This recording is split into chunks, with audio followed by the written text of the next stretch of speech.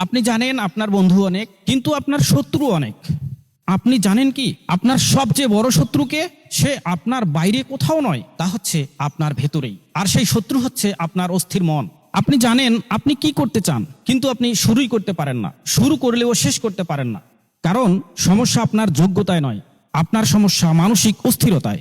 একটি অস্থির মন আপনার সিদ্ধান্তকে দুর্বল করে তোলে, ফোকাসকে নষ্ট করে এবং আপনার আত্মবিশ্বাসকে ধীরে ধীরে ধ্বংস করে ফেলে। এই জন্যই আপনি একই জায়গায় আটকে থাকেন।